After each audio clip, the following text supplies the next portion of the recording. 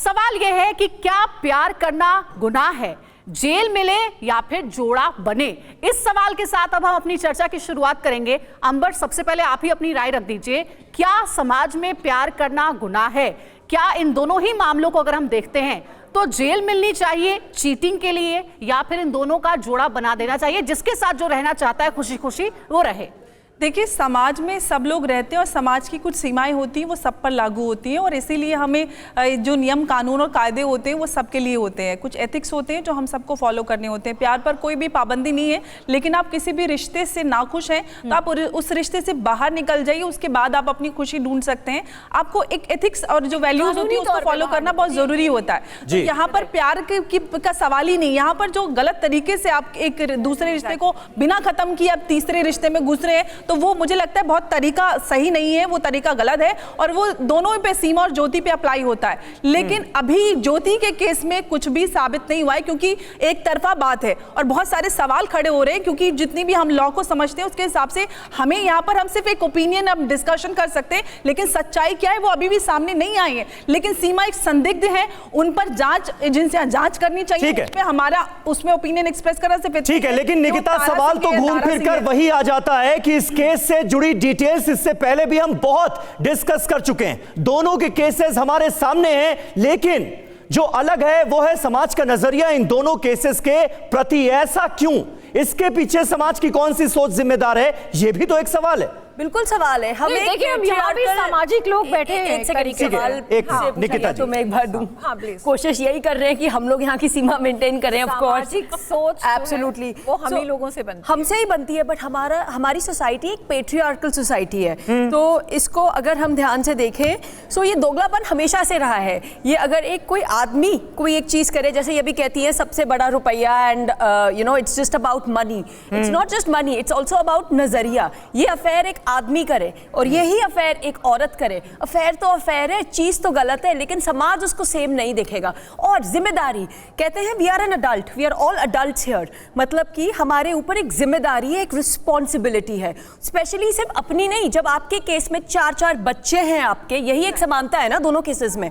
4 बच्चे हैं, उन 4 बच्चों का क्या सफर तो वही करेंगे। माँ बाप जब अलग होते हैं, जब तलाक हो, चाहे गैर कानूनी तरीके से कुछ भी हो, अफेयर हो, सफर बच्चे करते हैं, तो सारा का सारा भार उन पे पड़ता है। आप एक दो लोगों को, और आप रिस्पॉन्सिबिलिटी है, आप उसको इवेट कैसे कर सकते हैं? आपको अलग जीने का हक है, आपको जिसके साथ रहना है रहिए, प्यार में भी कोई डर नहीं है, बट तरीके से, एक कानूनी तरीके से, एक दायरे में, एक तरीके से। आपको मैं चर्चा में लाना चाहूंगी।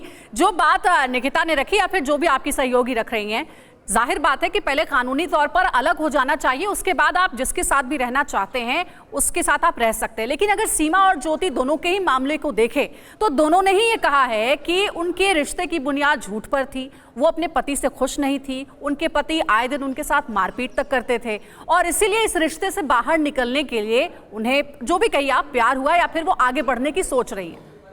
जी, आप बिल्कुल सही कह रहे हैं मैम। आप देखिए, दोनों पहलू को अगर हम जोड़ के बात करें, एक महिला एक पुरुष पे फॉल्स आरोप लगा सकती है। हम लोग देख रहे हैं, देश मेल डोमिनेंट सोसाइटी, हम बोलते हैं कि देश मेल डोमिनेंट है, लेकिन जब रूल्स और वैल्यूज़ की बात आ जाती है तब हमेशा एक फीमेल को वर्चस्व दिया जाता है। मेल चाहे अपने कितने भी पॉइंट्स रखे, उसको सबसे पहले कानून के घेरे में लिया जाता है। तो मैं सबसे पहले यही कहना चाहूँगी TV9 भारतवर्ष के जरिए पूरे भारत को कि आप लोग इक्वल राइट्स दोनों चीज़ों में रखें। यानी कि आप ये कह रही है कि अगर ज्योति और सीमा की जगह अगर कोई मेल केस होता, किसी पुरुष से जुड़ा हुआ मामला होता, तो शायद इतनी चर्चा नहीं होती, मर्यादा और संस्कार की बात नहीं होती, बिल्कुल नहीं होती, इसको दबा दिया जाता। आप देखेंगे समाज सोसाइटी में काफी सारे केसेस है। आप बॉलीवुड से कोई केसेस उठा लीजिए, आप पॉलिटिकल इश्यूज से केसेस उठा लीजिए, कई बड़े बड़े नाम आपको मिलेंगे जिसमें बड़े बड़े लोगों ने अपनी औरतों को छोड़ दिया है।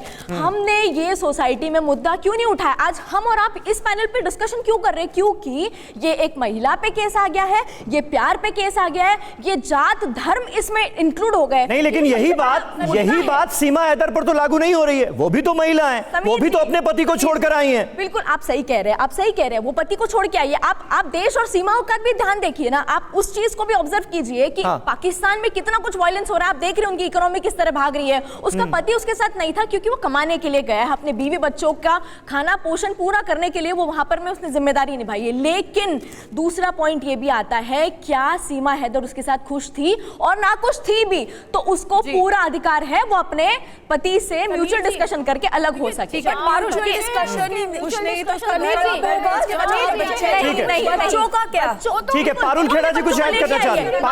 पारुल जी कुछ ऐड करना चाह रही है, 1 मिनट। हाँ, हम जब भी एक महिला पारुल जी, माँ ने अपनी ममता निभाई है, वो परवरिश को आशिना एक एक करके, आशिना आपको समय मिला, अब पारुल जी को बोलिए। रखा है क्या कि सिर्फ बच्चे की परवरिश माँ ही करेगी? क्यों हम जब पति चला जाता है तब तो पहले कभी बात नहीं होती थी, बच्चे कौन देखेगा? पारुल जी, हम सब फीमेल है, हम सब महिलाएं, हमें अपने बच्चों को अच्छा रखना पसंद है। हम अपने वो आ गई अपने बच्चों को लेके, उसे शायद रूल्स लॉज नहीं पता थे। अगर वो लड़की